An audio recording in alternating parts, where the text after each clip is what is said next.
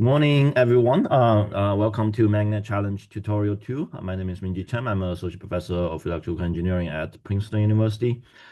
Just a little bit of housekeeping announcement before we start the events. So we will have a two-page proposal due in 1 month, about mid-June, June 15th. The purpose of the two-page proposal is just for us to know your team has been assembled and you understand what we're testing and you understand the rules and create an opportunity for you guys to get engaged. We're not going to judge the quality of the proposal and also has no influence on the final competition results.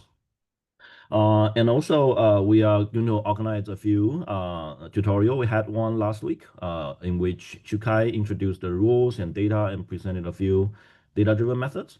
And today we are fortunate to have Dr. Thomas Guillod, who will be talking about another important branch of efforts using analytical models or hybrid models to address the MagNet challenge too. And he will share his experiences and provide a few recommendations. And also his data and models will be open sourced after the event. And then next week, Hyuk-jae and Shukai will again come back and we'll prepare a few slides to introduce the rules, how I'm going to test the model, and how the final competition, final testing results, final test models and results will look like, to give you a sense of how the models are going to be evaluated in the end. And the fourth week, we are going to talk 2 weeks from now. We'll have a brainstorming session, Q&A, and we'll be happy to share all the experiences and tips and some of the ideas that we thought would be very interesting, but we don't have time to explore, so that everyone can go ahead and then try it and explore. And hopefully we can have a useful discussion in 2 weeks.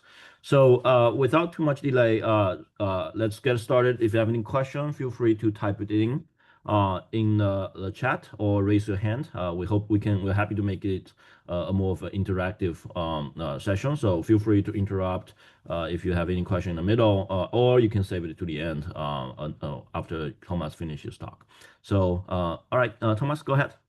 Okay, so I'm Thomas. I'm doing research in Dartmouth in the group of Professor Sullivan, and today I will talk about modeling, especially models based on ordinary differential equations, and I will cover different kind of model, analytical model, and then hybrid model going toward neural networks. So just one slide as a reminder why we are doing all of that. Magnetics are bottlenecks, they're expensive, they are lossy, but also for us, what is important is that they are difficult to design. And a lot of that is coming from the magnetic core material, that we don't have good models. The data sheet are very incomplete, only sinusoidal data. The model are not that great, and we don't have actually first principle models that are fully complete for magnetics. So we need better models. 2 years ago, this MagNet Challenge effort was started, which was about modeling losses of material, ferrites, under different conditions. So these are data for the MagNet Challenge 1, sinusoidal at different frequency, temperature, triangular, trapezoidal waveform, and this was extremely successful. So now we are moving toward more complex data, and we are not only trying to model the losses, but the complete hysteresis cycle, and also for arbitrary PVM sequence. So longer waveforms that have much more complex wave shape. And if we look here at the hysteresis loop, the hysteresis loop is very complex. Actually, so complex we cannot really see what is happening. I've tried to color code the hysteresis loop, but still the shape is looking extremely complex. And here we can see we have all of this minor cycle in the hysteresis loop with the flux density, the derivative of the flux density, which is the applied voltage to the component, and the magnetic field, which is related to the current flowing in our device. In order to support this effort, this huge data set has been collected at Princeton. There is 10 different material, way over 10 gigabytes of measurement. I don't know actually I didn't measure the full size of the data set, but it is huge. And the goal is to use this data set to develop new models that are both innovative, accurate, but also something that can be useful for typical power electronic engineers. And then for that, we have two main tracks: machine learning or analytical model, or anything that goes, of course, in between. So I will structure this talk this way. I will first talk about what is actually the modeling problem we are trying to solve. Then I will talk about analytical model, circuit-based differential equation, then neural differential equation model, and then I will have a few concluding thoughts about what we present. So the modeling workflow. The first things, we have the data set. We have to load the samples. Something that is important, we have early on to divide the samples into category, training sample that we will use to fit our model, and test sample that we will use to have unbiased validation of the model. We might also need to do some preparation of the sample. For example, we are giving the flux density. A lot of the models that actually every model I will talk about today don't take the flux density as the input, but the derivative of the flux density, the voltage. So here we compute the gradient. We remove any offset, align the phase. Depending on your model, if it's sensitive to noise, you might need to filter the noise because it's a measurement, there is some noise into it. I didn't personally add in any issue with the noise in the data set, but this is probably very depending on which kind of model you are using, and then you save the data set. Today, I am presenting with N87 data at 25 degrees. It's a very small subset of the data set so that it fits in GitHub and you can train that very quickly, but just so that it is complete here, what data we are using today. So the second step is to fit or train the model. So this is what is given, the magnetic flux density. We can compute the derivative if we want, which is our PVM voltage that has been applied to the component.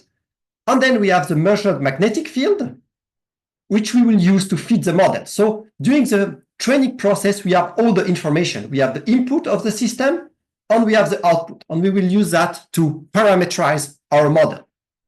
There is different way to parameterize the model.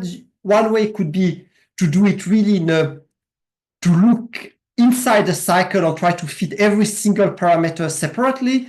With the kind of data and the amount of data that is available, it's probably better to go to a more global approach, which is very typical for machine learning.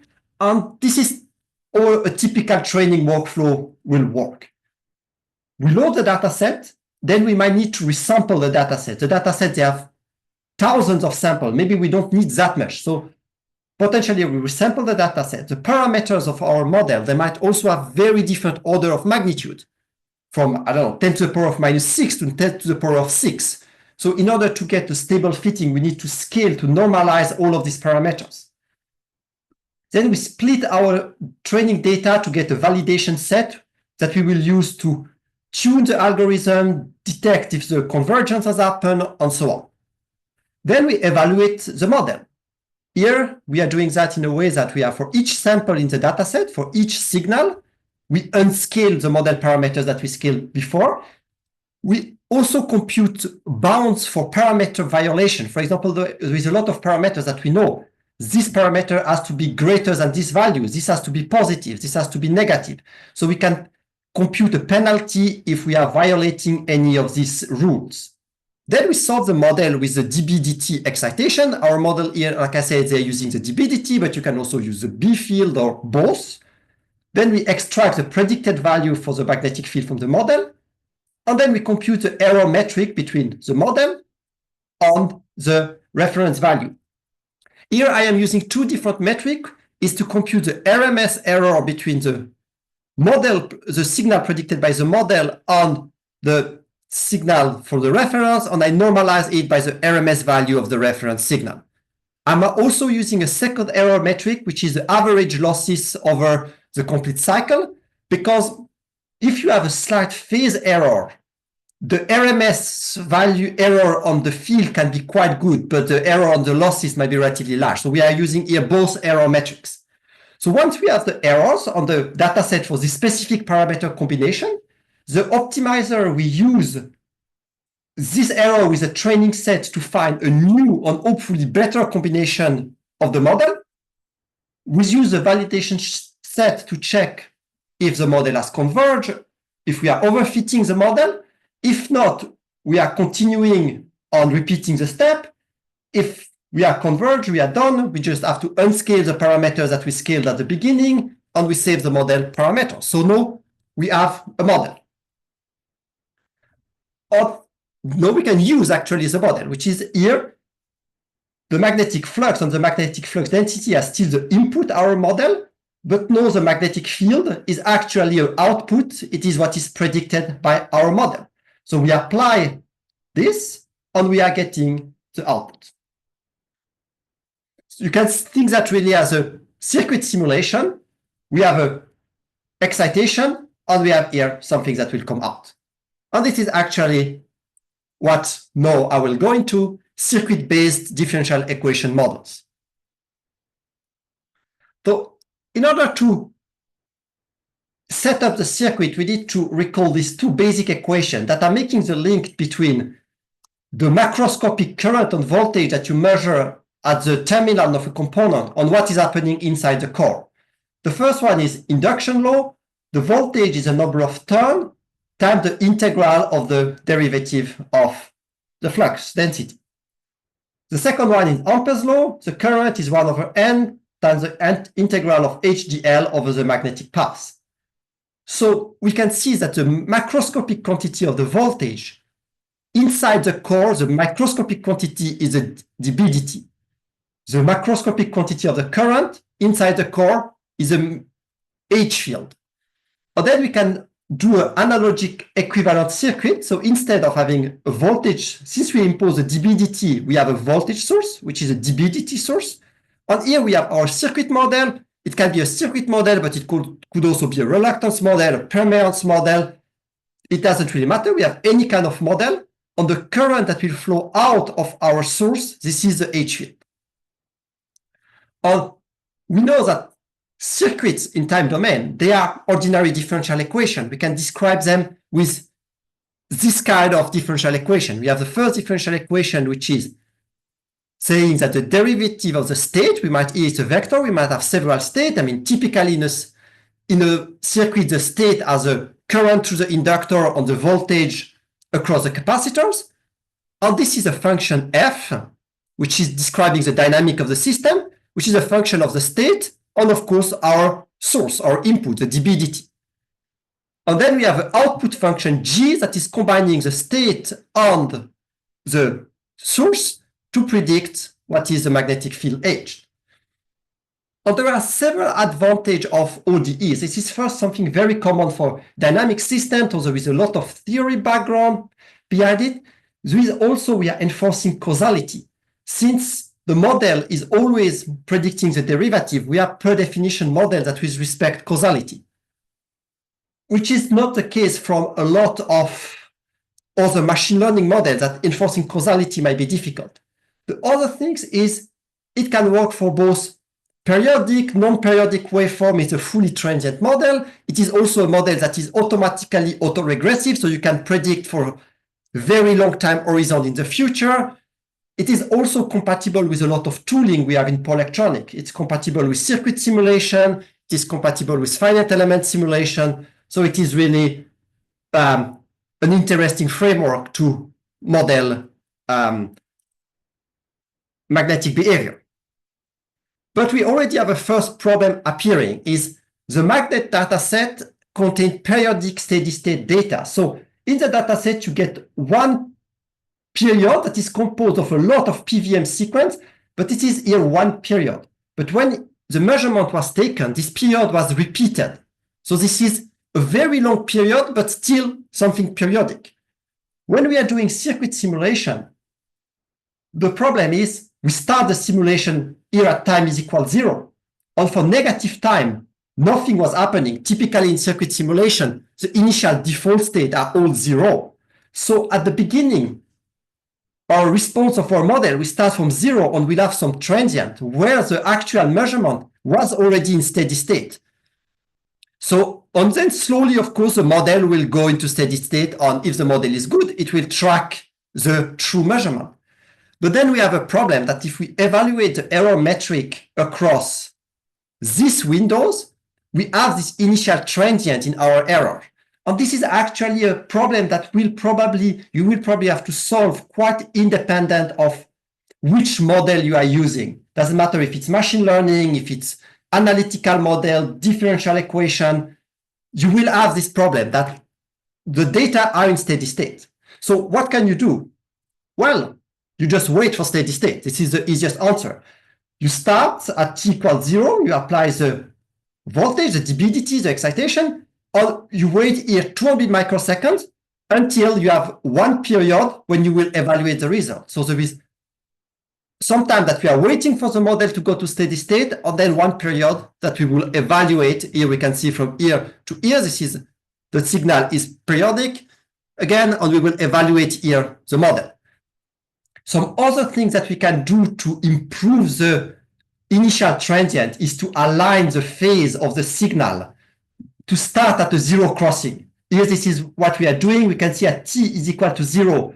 We start already at the zero crossing. So the initial transient will be much less, and we will actually converge to steady state much faster. So you can try to do that. We could also try to do more fancy things that I didn't do there, to try to set up the state of your ordinary differential equation in a way to minimize the transient. But here we can see relatively quickly we are in steady state. But this is actually, no, we solved this problem, but this is bringing a second problem, is we have now to simulate quite a long period with a lot of PVM cycles. So we have to integrate the ordinary differential equation for thousands or tens of thousands of time steps with the excitation, which is coming from a measurement, which means it has noise in it. And then we have hundreds or thousands of signals composing the data sets. And when we did these two things, we only computed the error for one parameter combination, but in order to find the optimal model, we probably need to test hundreds of combinations. And then we can assemble all of that, and we can see that we will need to compute billions of integration time steps for our ordinary differential equation. So now the question comes like, do I need a massive computer to do that? Or can I do that with, for example, this computer, which happened to be my laptop? And in order to be able to go as far as we can with limited computing resources, we need to program this ordinary differential equation in a very efficient way. And for that, we are using JAX. JAX, it's a library originating from Google that is in Python, and it is for computing with matrix, vectors, or arrays. So it is actually very similar to something like NumPy, SciPy. It's actually very compatible to this library, or even something like MATLAB. It is something that you will compute with matrix, vector, or arrays. But on top of that is a couple of amazing features. The first one, it has a compiler, so you will actually compile most of the Python code. It has automatic vectorization or parallelism. So you can just write almost normal Python code, and it will turn this code to extremely performant code, actually very often as fast or faster if you would write this code in C or in Fortran. It is also completely transparent. You can use a CPU, GPU, tensor processing unit, several computing units in parallel, and everything is very easy to do. You also have one of the best, if not the best automatic differentiation engine, which makes that you don't only compute the value of your computation, but you can automatically get the derivative of your computation. I will come back to that just now. Of course, the launch is not completely free. In order to get this amazing feature, there is what is referred as the sharp bits in the documentation of JAX. There is a couple of gotchas, there is a couple of restrictions to JAX. So you just have at the beginning to a bit understand what is the mindset of this library. But once you are there, it is really one of the fastest and most complete library for doing numerical computing now. Just a simple example to show what can JAX do on something very trivial. I'm importing the library. I am defining a function, which is here just 1 over the square root of the value plus 1. And then I am defining a float, which is 1, and evaluating this function. And 1 over the square root of 1 plus 1 is 0.707 something. But since I put this decorator on my function that is saying value on gradient, now I am not only getting out of the function the value, I am also getting the derivative, which is here minus 0, 17. And if you compute the derivative of that analytically and you evaluate in one, it will be these results. And you can also do that with arrays. That you have an array as an input, and you can do this vector map that will automatically vectorize the code. Of course, this is a very trivial example. You could have computed the derivative on the vectorization of this code by hand, but JAX is able to do that for almost arbitrarily complex code. So you can really write extremely complex function, and at the end you will get the derivative and you can vectorize the code, which is very important, especially if you are working on a GPU, to be able to run this code in parallel. And JAX is not only a library, it has it's just not only it's single library, it has a lot of things around. There is a lot of packages for neural networks. There is Flax or Equinox if you want to do neural network definition, Optax to train neural network, Levanter, this is more geared to our foundation, large language model, but there is also a lot of tools for analytical modeling. There is tools for root finding, minimization, differential equation, linear equation, Bayesian sampling. There is a lot of things. So the code that I will use today is using a couple of this library, but especially diffrax, which is a library to solve differential equation, differential ordinary equation. So this is an example how to solve an ordinary differential equation in JAX. Here we are taking a resistive inductive circuit and we apply a 1 volt step response and we want to simulate the current. So the state of our equation will be the current. So we define here this function that will solve the equation. The first thing that we have to do is define the differential equation. So the function defining our differential equation, which is here saying the derivative of the state, so the di dt, and the di dt is the voltage, 1 minus R times I, so voltage drop, we subtract the voltage drop across the resistor, we divide by the inductance, and this gives us the di dt. So this is defining our differential equation. Then we solve our differential equation with a certain solver from t is equal to 0 up to 5 microseconds, and the initial current, the initial state is 0. So, and then we return here the value of the current at the last time step, so at 5 microseconds. And this is very similar to how you would define an ordinary differential equation in MATLAB or in SciPy. This is not much different.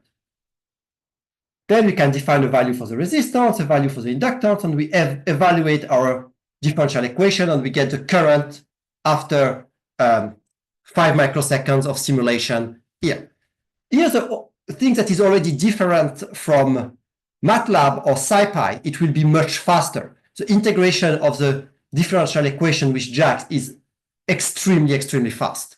But what JAX can also do with diffrax is we can now get the derivative of the solution, which is, if you think about it, something quite amazing, that we are numerically integrating an ordinary differential equation with some parameters, and then we can compute the derivative of the solution with respect to the input parameters.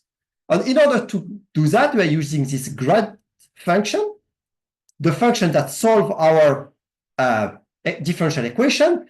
Here, there is 2 arguments. So I'm saying I want to take the derivative with respect to the first argument, the resistance, and at the output, I get di dr, the derivative of the final current compared to the resistance. And the solver claims this is this value, minus 0.0014. If you want to check, you can also do the derivative by making a central difference approximation. You evaluate the differential equation with R plus a delta, with R minus a delta, you divide by 2 times the delta, and you get the same. The only thing, this is much slower to compute like that and less accurate. And this can also scale with a lot of parameters. If you have not only 2 parameters, but you have the model has many more parameters, you can still get the derivative compared to all the parameters. So now we have something that is fast, can solve differential equation, and can get the sensitivity of the solution with respect to the parameters. So it is time that we actually go to the modeling. We will start with the simplest possible circuit that we can think of. which is a linear circuit between an inductor and a resistor. This is the simplest model that we can do of a magnetic core material. And we have Kirchhoff's law that the voltage is R times I plus L times di dt. If we write this equation with a microscopic the field, we have that the voltage is a dB dt, resistance that is now scaled with the number of turns, the cross section, and so on, times the H field, plus the inductance is now just the permeability times dH dt. So we have a single linear ordinary differential equation. We have two free parameters for our model, either the resistance on the inductance or the resistance here on the permeability. And of course, this is a very simple model. We will not have saturation. It's a linear model. And we will also, the losses will be quadratic. We will not have this non-linear effect for the losses. We just have a normal quadratic losses like in any linear circuit. And this is all this will be implemented in the code, which is actually, if you look at it, it's very simple. We have to implement this ordinary differential equation. The state of our differential equation is a magnetic field. So the function defining the ordinary differential equation should return the dH dt, the derivative of the magnetic field. And we have here the dB dt. It is the excitation. This is what is given to us by the measurement. So all we are doing it, the ODE is called with the time step, the value of the state currently, the H. We first extract the parameters, the resistance and the permeability. We interpolate what is actually the excitation from the data set at this particular time step.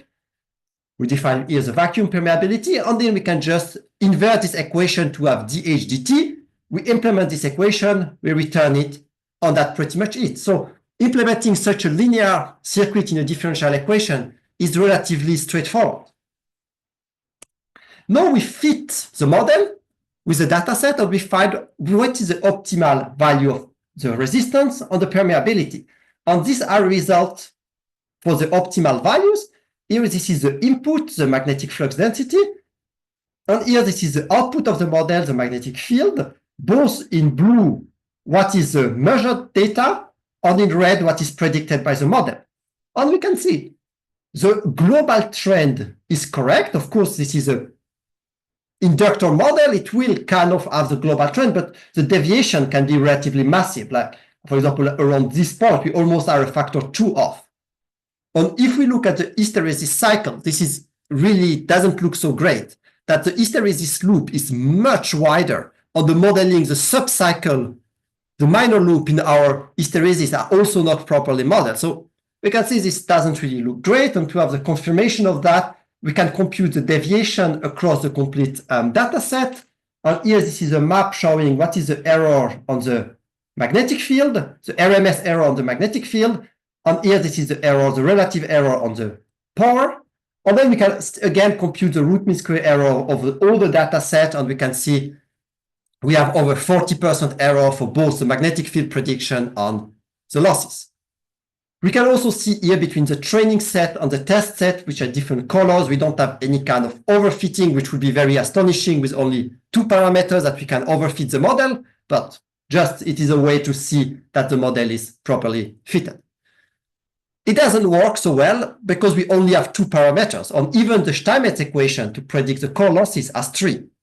So it is clear that there is not enough complexity in this model to work. And the second fundamental problem is magnetics are nonlinear. So a linear model is very unlikely that it can actually work well over a wide range. So we do know the transition to a nonlinear circuit. We still have our resistance inductance in series, but now we are putting 2 branches in parallel in order to get more degrees of freedom.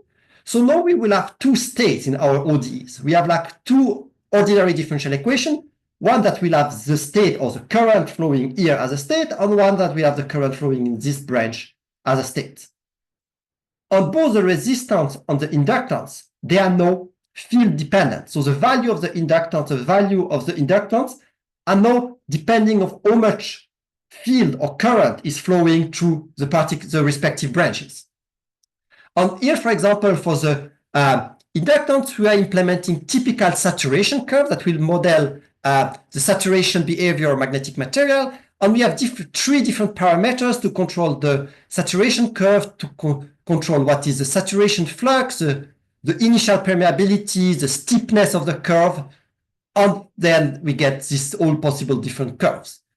In order to implement the model, we typically don't implement the saturation curve directly, but we implement the derivative of the saturation curve, which is a differential permeability, that we can see that at zero, we have a very high permeability, and then the material is slowly saturating. And of course, we can control how quickly this is happening.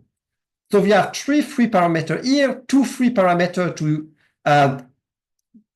parameterize the nonlinear inductance, and we have two branches. So all in all, we have 10 free parameters for this model.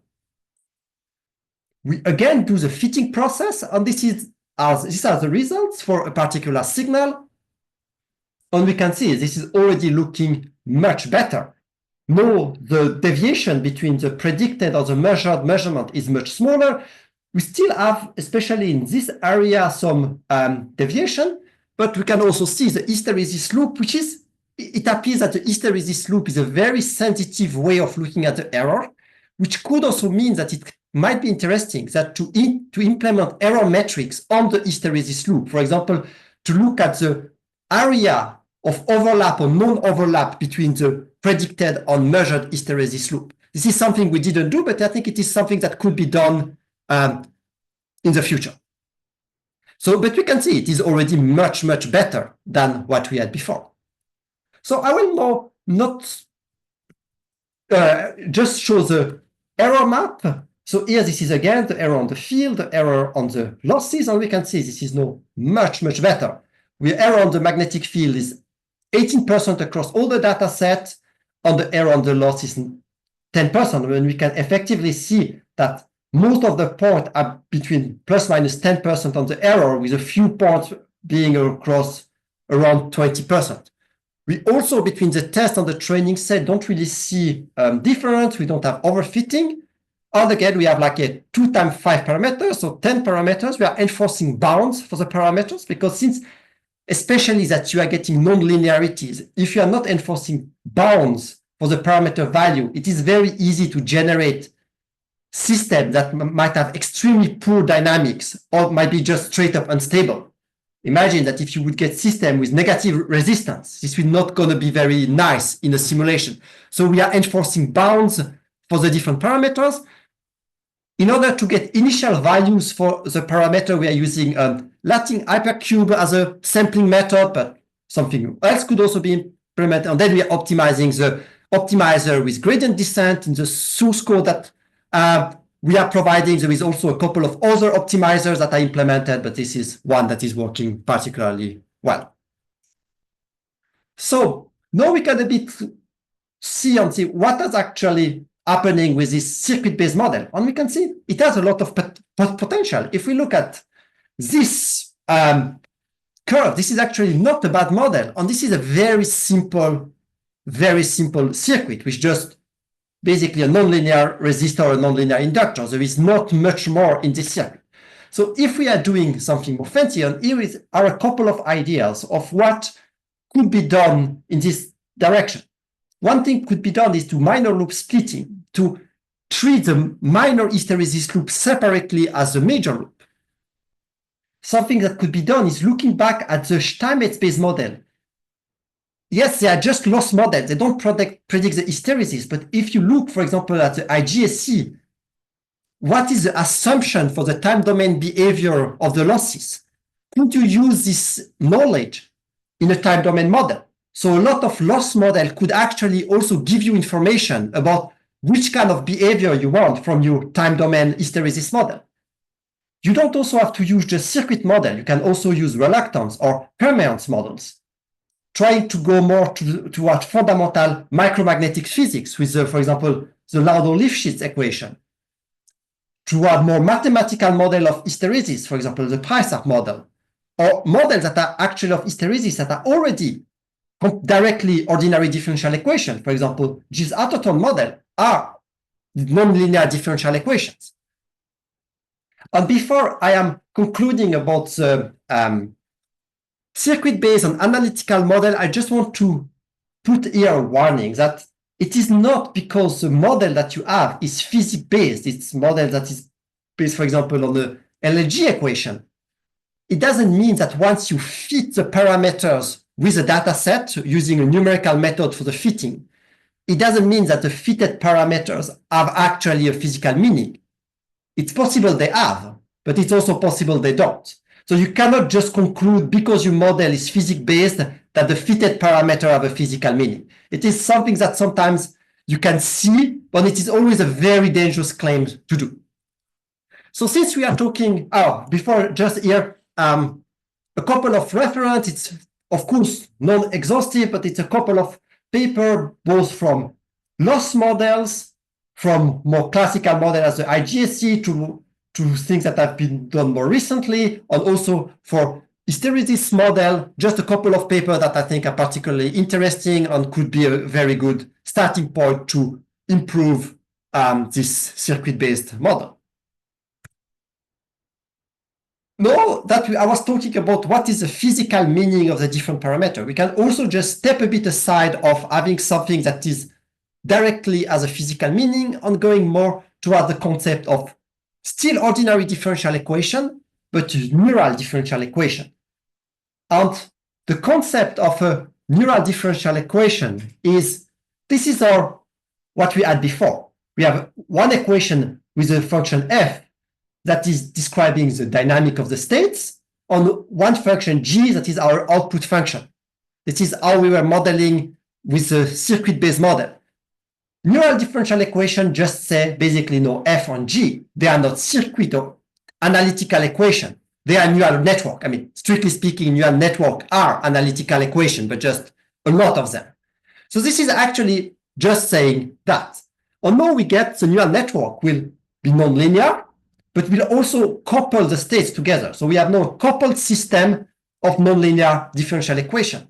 But we can see these two equation systems are still pretty much the same, which means that we still have a lot of the properties of the circuit-based differential equation, but also the code that we can use to solve this or to solve that is pretty much the same. If you look at the source code that I will share at the end, 90% of the code is common between fitting a circuit and fitting a neural network. So this is also an advantage of doing that. Here we are using the simplest form of neural network, so multi-layer perceptron neural network, so the classical textbook neural network. And here, this is not deep learning or massive neural network. We can use relatively small and shallow networks. The things that we need to do is scale the variable properly because the H field, the DBDT, the B field, they all have extremely different order of magnitude. So we need to scale properly the variable before. And here, this is two very simple solutions that I developed for this tutorial. The first one is to use a single network to say that we have here several states that I call H1, H2 up to Hn. So we have n ordinary differential equations. And the derivative of the state is given by our neural network, evaluated with all of the state. And of course, we also have to get the input. We never have to forget that we have an excitation applied to a system. It's not a system that is fully self-driven. So we have also to add what is the excitation to the system. One potential problem of this neural network is there is, for example, no warranty that the hysteresis loop will be symmetric between the positive part and the negative part. The neural network, standard multi-layer perceptron, is not imposing that. You could have a symmetric sinusoidal at the excitation, and the output of the network is completely asymmetric. One way could be to implement that in the neural network. Another way could be to get a neural network structure that is much more closer to our resistor inductor equivalent circuit, where we add something times the H field plus something times the DBDT. If you look at the equation a few slides ago, this is the form of the neural network, of the differential equation. And we can try to mimic that with neural network. And now we have one neural network that is evaluated with the absolute value of the field. In order, here it's a cheap trick to ensure that the positive and the negative part of the wave are handled the same, times the state, plus another neural network evaluated with the absolute value of the state times the derivative of the states. These are two possible variants with one network, with two networks, and of course, you can think about something much more fancy. Here, the output function, we are summing all the state. Like if it would be different circuit branch, all of these states, and at the end, they would be parallel connected, and we sum the complete current. But here, as an output function, you could also use a neural network that will make a nonlinear combination between the states. I just here kept it simple and uses just a parallel connection. One problem that we have with that is neural network, we typically initialize the weight and bias randomly. So the initial model is terrible because with a neural differential equation, you could actually not only model a magnetic material, but you could also model dielectric, you could model a MOSFET, a diode. So at the beginning, the model is of course completely wrong. And this is a particular example. Funnily, the model does exactly the wrong things. When the model should be negative, the model goes positive, and the other way around, up to this point where the model just starts to diverge. So if we are doing these things, what that I said before, we wait the model to go in steady state, and then we evaluate the model. Well, first, here the model is not in steady state. And the error metric at this point will be so bad that you can barely train the model on them. Either the training is going to be extremely slow or just completely unstable. So one of the typical tricks that he used for time series fitting, and this is also a trick that can be used more generally, not only for ordinary differential equation-based model, but also if you are doing other kind of machine learning, is at the beginning, you are starting to train the model with a very short prediction window, just for the couple of microseconds or tens of microseconds. Of course, it has some drawback because in this initial windows, we have our initial transient of the model that we have in the model, but not in the measurement because the measurements were taken in steady state. We also have the problem that for these very short windows, it's not a full cycle. So the hysteresis loop is not closed. So we cannot really compute the losses. But again, at the beginning, we don't really care because we just want to teach the neural network. Is it a diode, a capacitor, or an inductor? And once it is an inductor, we know that. We need to know, is the permeability 50 or 5,000? So at the beginning, we just need order of magnitude. And this is sufficient by just having a short windows. And once the model is a bit better, we can slowly increase the size of our prediction windows. The other advantage, of course, of using a short prediction windows is the initial training of the model is much faster because we don't have to integrate the ordinary differential equation for a very long time. And then the model is getting better. We increase our windows until we increase the windows and shift it so that we have here steady state on a full Windows. So this is actually the goal that at the end you should train for a full period in steady state, which is what is matching with the measured data set, but you don't start like that. You start small and then you slowly extend toward this point. These are the results of this neural ODE-based system. As we can see now, the prediction of the error starts to make it very good. I mean, we can barely see the blue curve, which is the reference measured curve. The model is now a very good curve, and we can also see that on the hysteresis model. The hysteresis cycle starts to really look extremely similar to the measurement. And this is also reflected when we are computing the error metrics. Again, error on the field, error on the power, both are relative error. And now we can see our error map is slowly going closer to the origin. We have error of the magnetic field that is 13% over all the data point, error across all the data point for the losses, which is 9%. Something also, the more parameter we put with a neural network, the more we are sensitive to overfit the system. But here again, we cannot really see something massive between the training and the test set, so we don't have overfitting issues. Just some details about the network. Like I said, it's a standard perceptual neural network with hyperbolic tangents activation function. But what is more interesting is it's an extremely small network. We have only 4 inputs, so 3 inputs for the field plus 1 input for the excitation, the dBdt. and 3 output for the states. And we have 2 hidden layers with 16 neurons. So this is the furthest away that you can be from deep learning. This is actually good. If you can get good performance with a small network, this is exactly that you want. You don't want complexity that you don't really need. So this, now I can actually give some conclusion. Of course, with neural ODE, we lost a lot of the physical meaning and physical interpretation that we had with our analytical circuit-based model. But we still see that we can get good performance with compact models. So there is opportunity with neural ODEs to still get small models, but models that are accurate.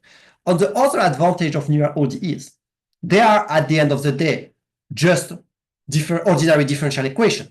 So they are also, we can use all the tools that we have, both mathematically to assess stability, dynamics, stiffness, but also this can be implemented in a circuit simulator, in a finite element simulator. So this is also a nice advantage of that. There are, of course, also endless possibilities to extend that. What I presented there is the classical neural ODE. There is a lot of variation with statistical differential equation. If you have irregular sampling, there is a lot of things you can do. You could also think about mixing that with something that is based with discrete states. There is a lot of things that have been done in this area for price-arc model. If you, of course, you are using discrete state, you might lose the ability to get this automatic differentiation of your solution, but you might gain other degrees of freedom. Something that is particularly interesting is to implement here a neural network that have some physical meaning. A very, very first trial that is implemented is the code. What is to implement this neural network with these 2 neural network with the absolute values to enforce, to mimic a bit the dynamics of a circuit model. But you could also really say that the neural network has to implement terms that are looking like hysteresis, that are looking like nonlinear losses. So you can actually tune your neural network toward the task and probably get a network that is even smaller. If you're interested into learn more about this neural differential equation, there are these 2 great references. The first one is quite mathematic heavy. The second one is more like a tutorial, so less mathematic heavy, but this is really something that has potential. Now, in order to give some concluding thoughts, this is basically what would be ideal models. And a lot of these things are mutually exclusive. So you will not get all of the things. But ideally, we would need a model that has a small number of parameters, that doesn't require a lot of data to fit or parameterize the model, to get a parameterization that is robust of the model, which is a problem if you look a lot of the existing model. When they are getting more complex, they add parameters. Sometimes the parameterization is losing robustness. It's getting quite unstable. We also need a model that is, of course, accurate for both predicting the field and the losses. It would be nice if we can extrapolate outside where the model has been fitted or trained. It would also be good if we can predict wave shape. For example, here we have PVM voltage as the input, but if the model could also do other kind of wave shape at the input, this is also a great feature. That the model can do smooth transition between different spatial cases. For example, that the model can transition from small signal to large signal to saturation, or the model can do the transition to the low frequency static curve, that there is this different regime, high signal, small signal, very low frequency, very high frequency. If the model could transition between all of these things, this would be great. We will also want a model that has a low computational cost, something that we can link or interpret, debug with physical phenomena. This is also something nice. A model that allows us to take knowledge that we have from some materials to use it for other material in order to, for example, reduce the number of measurements that we need for new materials. Another nice feature would be the possibility to extend the model to include the impact of the core geometry, the DC bias. So, and the last things would be to have a model that can be actually compatible with what we have in power electronics. I think it is something quite fundamental that this model can be actually used, that it is compatible with our existing tools.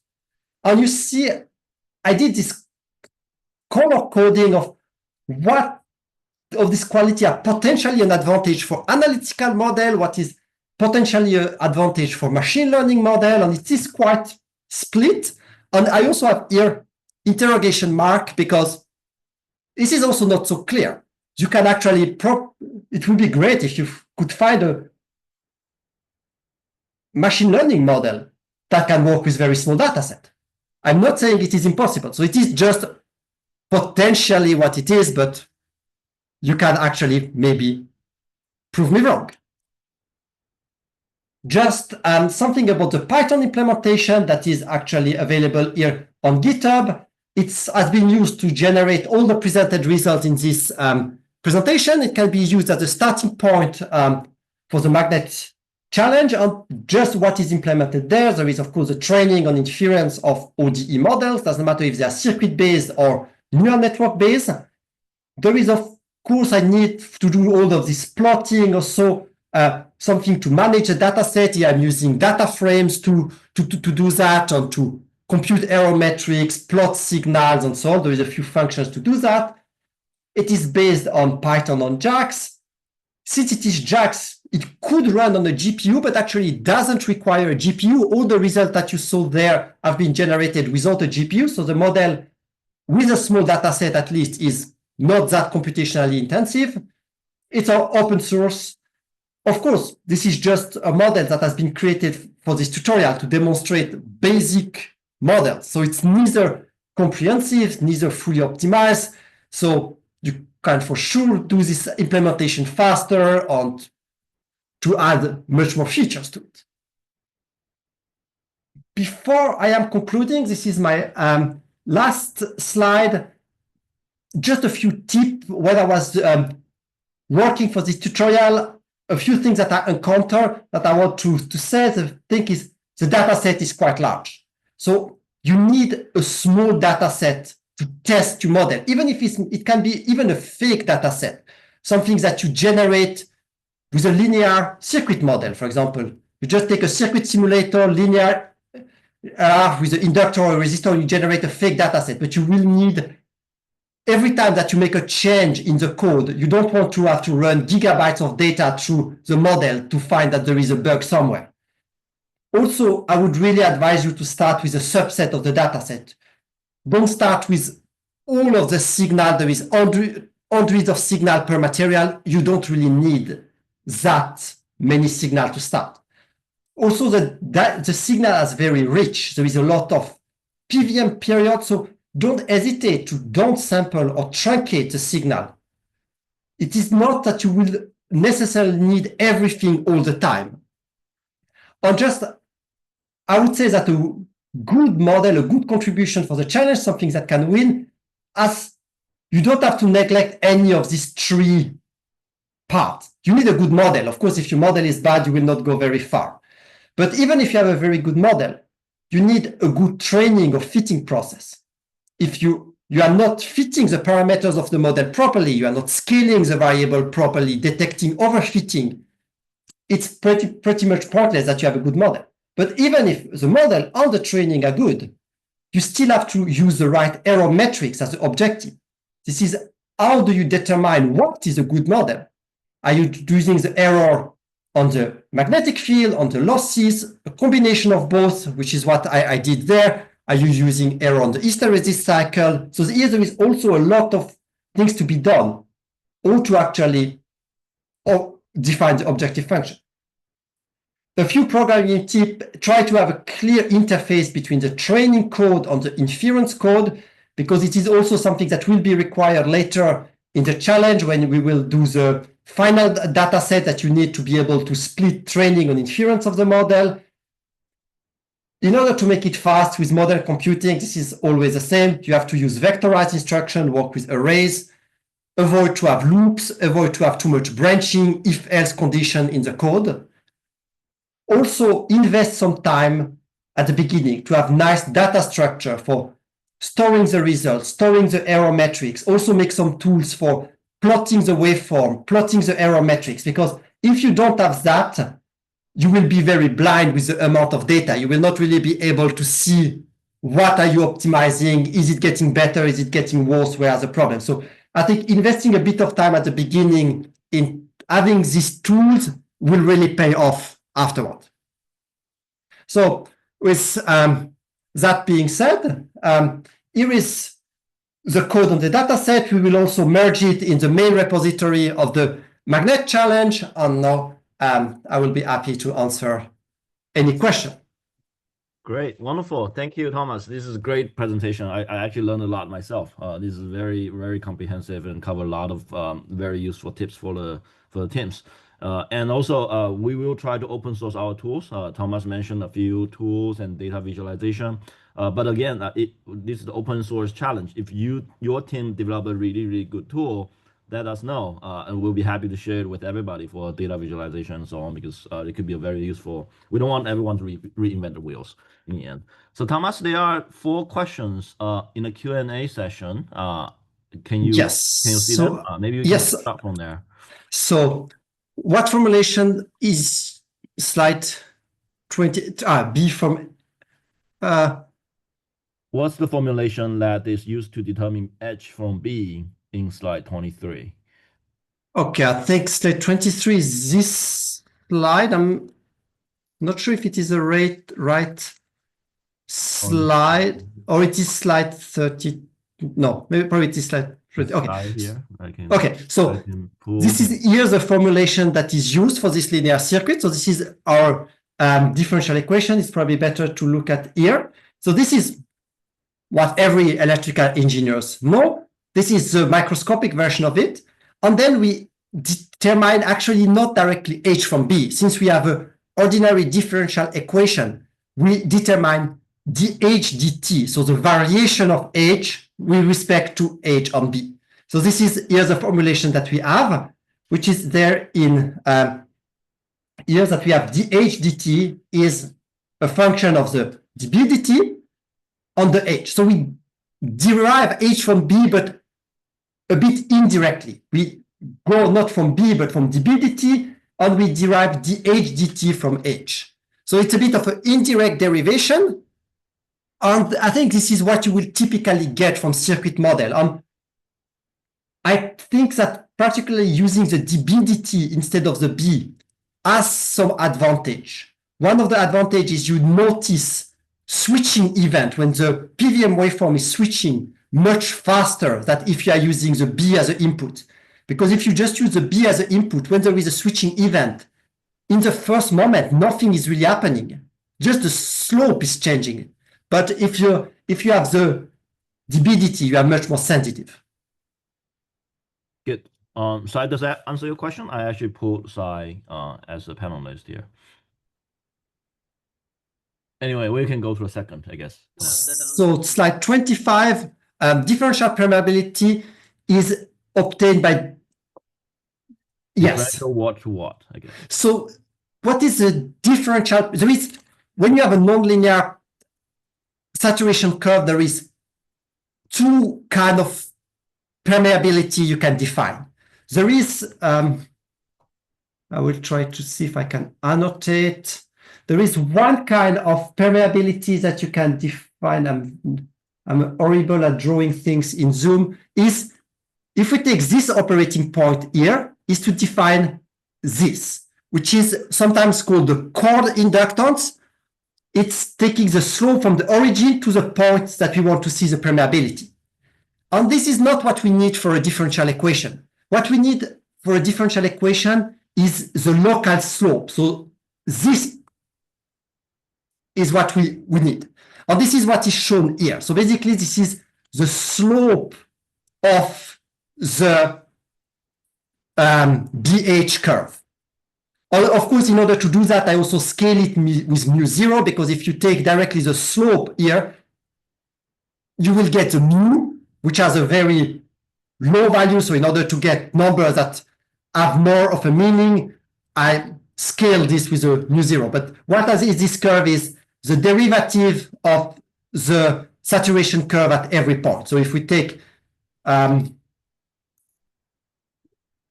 at the origin, this is the initial permeability, and then slowly, this is getting closer or closer to zero when the material is saturated. So here's the drawing. The next question, I think it is dBdH only. Yeah, it is basically the dBdH scaled with the initial permeability, the vacuum permeability. What is the basis to determine the number of neural network layers? That's a very interesting. I'm just. Maybe we should read the question because I don't know if the audience can. Yes. Make questions. What is the basis to determine the number of neural network layer? Any intuition based on the order of the circuit is said, like third order circuit, maybe 4 layers.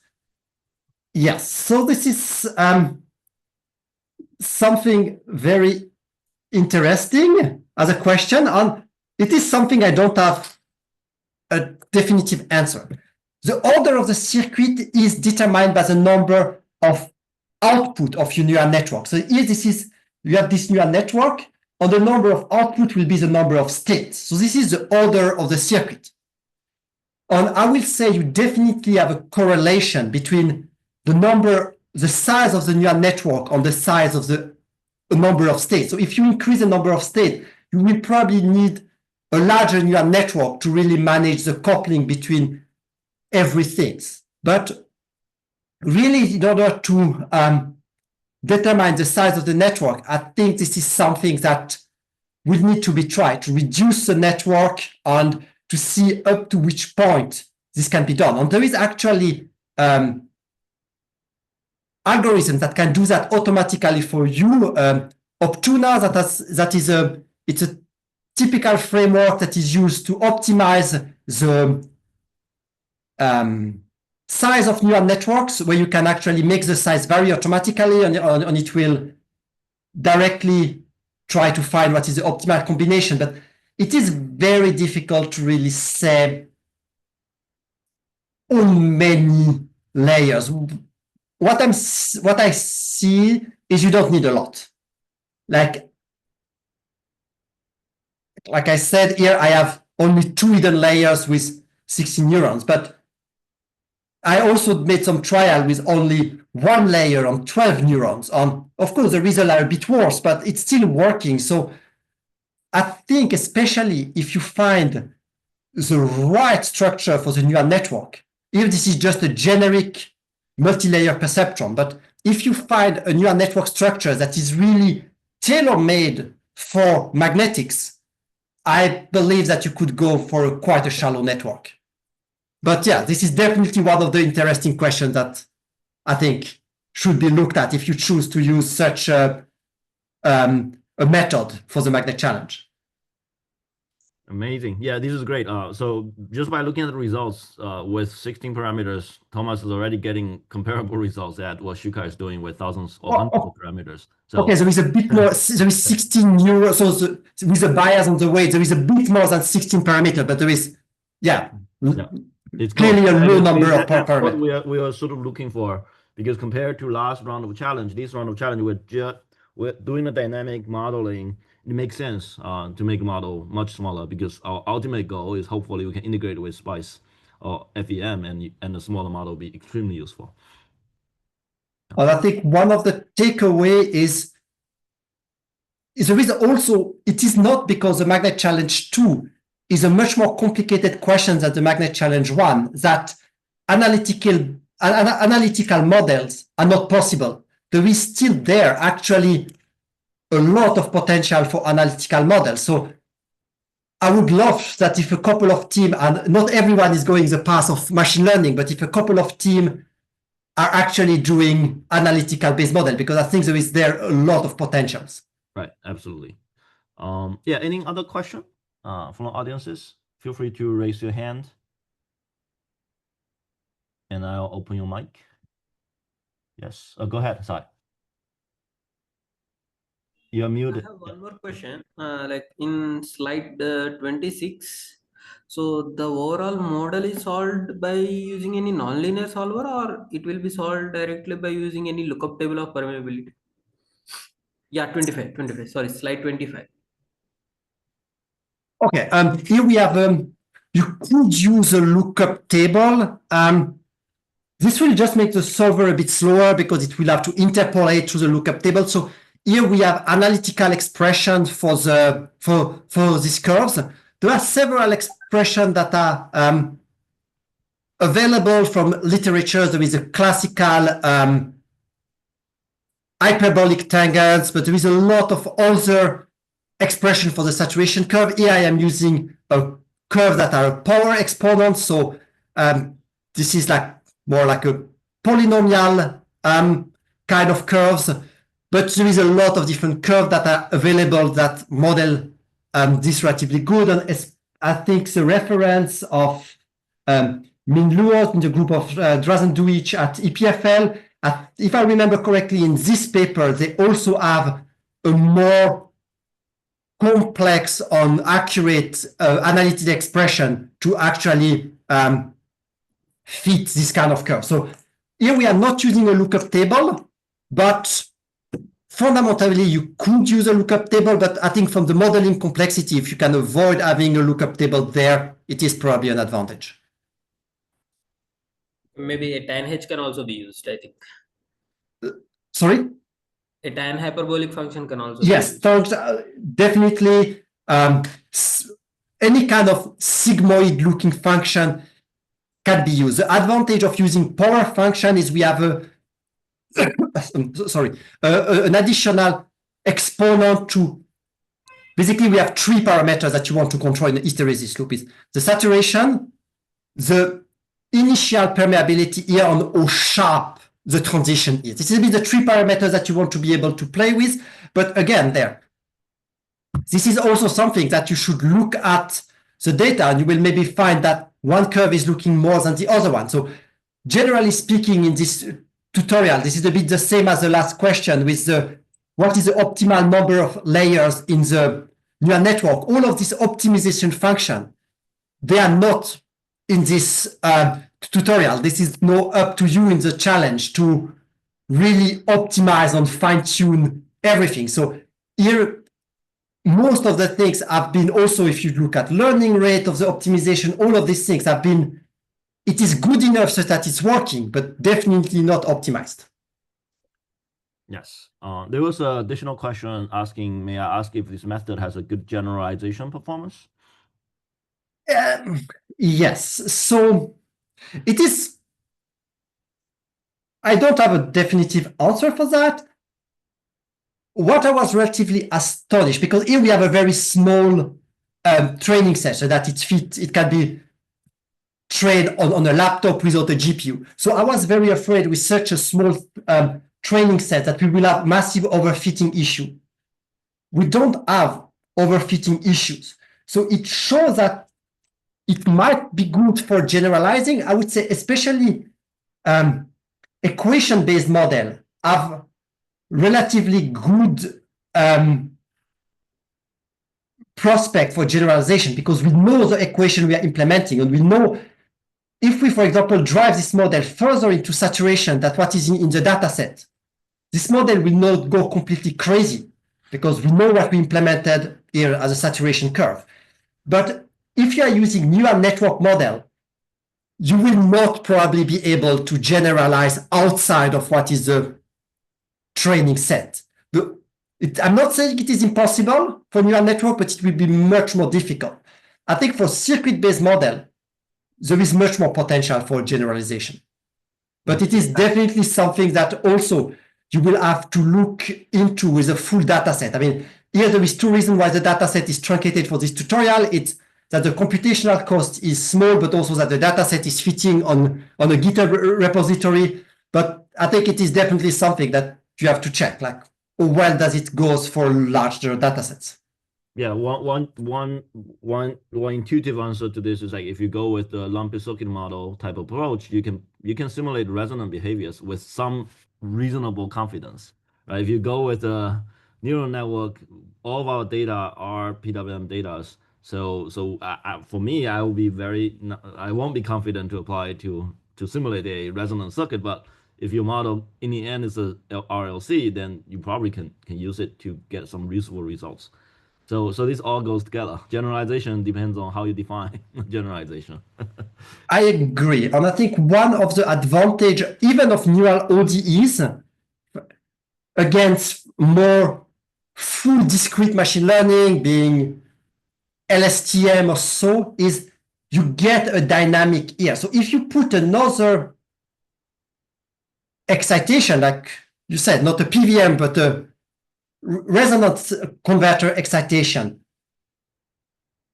this is still an ordinary differential equation. So here you can still use a lot of the technique we have to assess stability. And you could even think of something that when you define the neural network, you are also trying to control the dynamic of your neural network. You are trying to control the placement of, if you make a linearization of your function, you can try to control the placement of the eigenvalue. You can, there is, when I was saying here, there is endless possibilities. You could try to, during the training process, to control the dynamic of your differential equation, to not get equations that have a very poor dynamics or are unstable. So there is a lot of potential that you can do there to try to get a model that generalize. Yeah, great. Any other question? It has been more than 1 hour. Hijay, Haran, do you have anything to add? No? Okay, so then thanks for everyone for being here.